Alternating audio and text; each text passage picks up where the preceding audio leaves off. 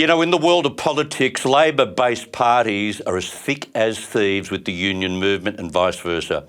It's not just a tradition emanating from their formation as a party. Unions have long been significant election donors, and a conga line of union reps end up finding their way into the ranks of Labor MPs, even in the ministry. But when a union becomes as unmanageable and as criminal as the Victorian branch of the CFMEU, the ALP ends up being snookered. They've kept the CFMEU standing despite decades of pressure from federal court judges and, of course, the coalition. In fact, these creeps have breached workplace law 2,600 times in more than 20 years. And so the recent 9 newspaper series on their dirty deeds has been the final straw. Or has it? This afternoon, newly appointed Employment Minister Murray Watt introduced the CFMEU bill to put the union into administration.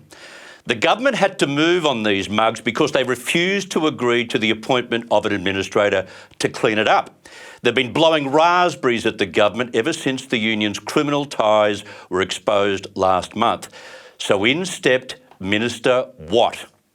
There is no place for criminality, corruption, thuggery, bullying, intimidation in any workplace in Australia. And if it takes legislation to fix that, that's what we're prepared to do. We're not prepared to wait for this to wend its way through the courts with multiple legal challenges. And I don't think Australians want us to wait for that either. Gee, sounds tough, doesn't he? Although, why this mob isn't dissolved and outlawed completely shows how tight the Labor CFMEU bond still is.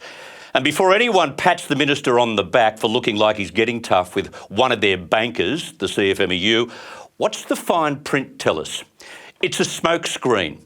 While the government tells us how tough the new independent administrator being installed will be, he has no overriding authority. That power remains with the Labor minister, which, given the cosy long-term relationship between Labor and the CFMEU, is surely a conflict of interest.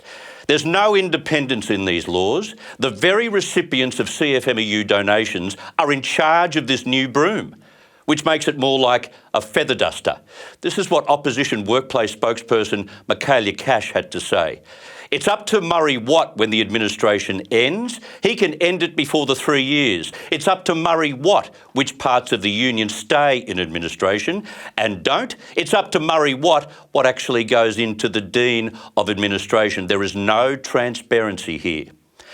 The lesson is never believe a Labor government when it says it's cracking down on the union, because affiliations and friendships go back so far.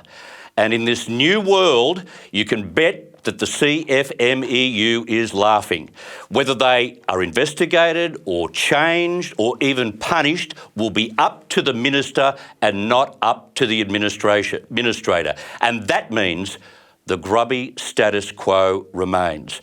Let's hope those wavering crossbench senators can detect the con. This is ADH TV.